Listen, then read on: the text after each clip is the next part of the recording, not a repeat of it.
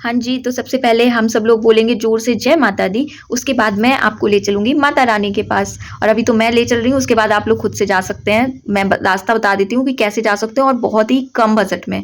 तो बहुत ही कम क्या मतलब नेग्लिजिबल बिल्कुल ना के बराबर बजट लगा मेरा तो मैं आपको बता सकती हूँ। सबसे पहले आप लोग जिस शहर में रहते हैं, तो वहाँ से आप देखिए ट्रेन, जो कि डायरेक्ट जम्मू तवी के लिए हो ट्रेन, ओके। और उसके बाद या जम्मू तवी के लिए आपको नहीं मिलती है तो आप पठानकोट तक के लिए ट्रेन देख लीजिए। देन उसके बाद आप लोग पठानकोट जंक्शन है एंड पठानकोट कैंट है। तो आप लोग पठानकोट कैंट से ट्रेन देखेंगे यदि जम्मू तवी के लिए तो आपको बहुत सारी ट्रेन मिल जाएँगी। तो सबसे पहले तो आपको ट्रेन से जम्मू तवी पहुँचना है, ओके। और आपके पास पैसे हैं तो आप रिज़र्वेशन करवा लीजिए और यदि आपके पास पैसे नहीं हैं, तो आप विदाउट रिज़र्वेशन भी जा सकते हैं नॉर्मल टिकट लेकर जनरल में, क्योंकि मैं गई थी तो बहुत ज़्यादा भीड़ नहीं थी जनरल कंपार्टमेंट में, मैं तो आराम से चली गई थी।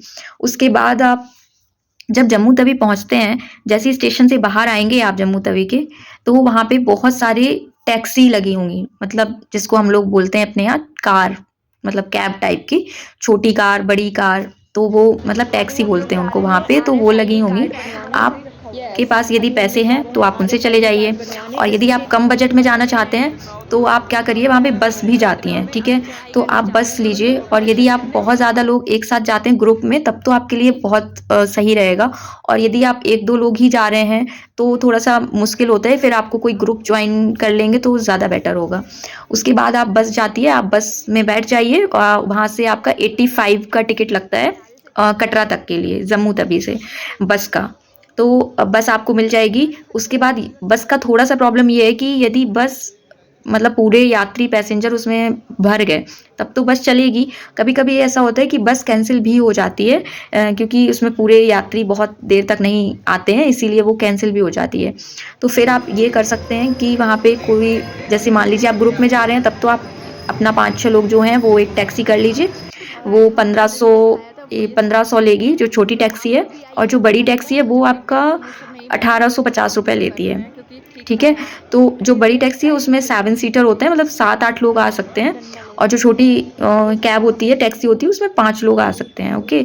तो आप वो लीजिए और यदि आप 2-3 लोग हैं, 1-2 लोग हैं तो आप किसी से ग्रुप में बात करके, जैसे मैंने एक ग्रुप था तो उनसे बात कर ली थी और उनको आई थिंक 264 मेरा पड़ा था पर पर्सन, तो 264 उनको पे कर दिया था और मैंने टैक्सी में मैं बैठ गई थी क्योंकि बस मेरा कैंसल हो गया था। जैसा कि मैंने बताया कि कभी-कभी कैंसल हो जाती है।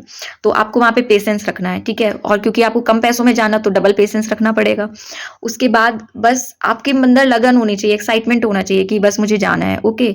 उसके बाद से फिर आप क्या करिएगा, वहाँ से जब आप कटरा पहुँच जाएँगे, तो कटरा में वो जो टैक्सी वाले होंगे, वहाँ पे सबसे बड़ी मेन चीज़ है ना कि आपको वहाँ पे गुमराह नहीं होना है। मतलब आपको अपने दिमाग से चलना है। वहाँ पे कोई जो लोकल लोग हैं, वो आपको क्या बताते हैं, आपको उसको सुनना है पर उनके हिसाब से काम नहीं करना है। वहाँ पे थोड़ा-सा अपना दिमाग चलाकर काम करना है कि मतलब सही है या नहीं, क्योंकि वहाँ पे ठगते भी बहुत हैं लोग। तो आप सबसे पहले क्या करिएगा, वहाँ पे जाते ही साथ आप उतर जाइएगा, उनसे बोलिएगा कि मुझे आरएफआईडी कार्ड जहाँ बनता है, क्योंकि विदाउट विजिटिंग कार्ड जो आरएफआईडी कार्ड बोलते हैं उसको, वो नहीं बनेगा तो आप चढ़ाई नहीं कर पाएँगे। तो वो आपको मैंडेटरी है, तो वो आपको बनवाना पड़ेगा। वो आपका आधार कार्ड लगेगा उसमें आपका, वो ज़रूरी है। तो आधार कार्ड आप लेकर जाइए। आपका पैसा आरएफआईडी कार्ड में मुझे लगता है नहीं, आरएफआईडी कार्ड में पैसा नहीं लगता है। उसके बाद फिर आप जैसे ही कार्ड बनवा के आएँगे, वहाँ चौराहे पर बहुत सारे होटल वाले रूम, पता नहीं बहुत सारे लोग मिलते हैं जो आपको बोलते हैं कि आप रूम ले लीजिए और पहले तो 1800 मतलब वेरी करता है कॉस्ट उनका, 400 में भी दे देते हैं, 200 में भी दे देते हैं। तो उनका एक कॉन्सेप्ट आप समझ लीजिए कि ये है कि जब वो रूम देते हैं, तो ऐसा नहीं है कि आप पूरी रात वहाँ आराम करेंगे या पूरे दिन आराम करेंगे। वो रूम सिर्फ़ आपको 2-3 घंटे के लिए देते हैं और उसमें आपको फ्रेशन अप हो जाइए आप, मतलब नहा धो लीजिए, अपना फ्रेश हो जाइए। उसके बाद फिर आप अपना सामान उनको सबमिट करके और फिर आप यात्रा के लिए जा सकते हैं। वहाँ पे 2 रास्ते हैं, एक बाणगंगा और एक ताराकोट वाला।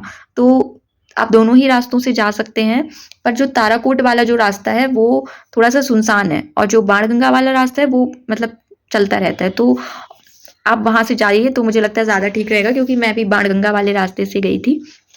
उसके बाद आपको होटल वालों की बातों में नहीं आना है या जो रूम वाले हैं उनकी बातों में नहीं आना है। आपको मैं तो कहूँगी कि आपको बिल्कुल ज़रूरत नहीं है रूम लेने का या फिर होटल लेने का, क्योंकि जब आप चढ़ाई करेंगे, वो लोग ऐसा बोलते हैं कि चढ़ाई जब आप ऊपर करेंगे ना तो आपको कुछ मिलेगा नहीं, बट आपको वहाँ सब कुछ मिलता है।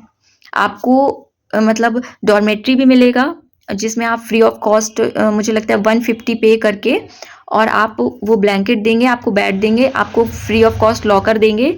लॉकर में आप अपना सामान सेफली रख सकते हैं, आप रेस्ट भी कर सकते हैं, और जब आप उनको ब्लैंकेट रिटर्न करेंगे तो वो आपको आपके 150 जो हैं वो रिटर्न भी कर देते हैं। ओके, तो ये मैं कम बजट का बता रही हूँ।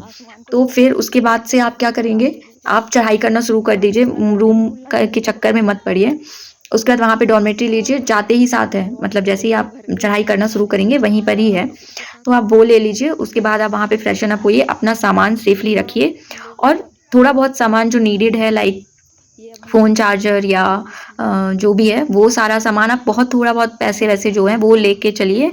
बहुत ज़्यादा सामान मत लीजिए यदि आपको पैदल चढ़ाई करनी है तो। उसके बाद आपका जैसे ही आप वहाँ पे एंटर करेंगे जम्मू से, हाँ, जम्मू में ही, तो वहाँ पे आपका सिम बंद हो जाएगा, तो आपको वहाँ पे एक नया सिम खरीदना पड़ेगा। तो नया सिम आप लेना चाहते हैं तो ले लीजिए, और यदि आप 2 दिन विदाउट फ़ोन रह सकते हैं, आपको उतना अर्जेंट नहीं है तो आप मत लीजिए। मैंने तो नहीं लिया था, तो वो सिम आपकी 350 की पड़ेगी, पर मैंने सिम नहीं ली थी।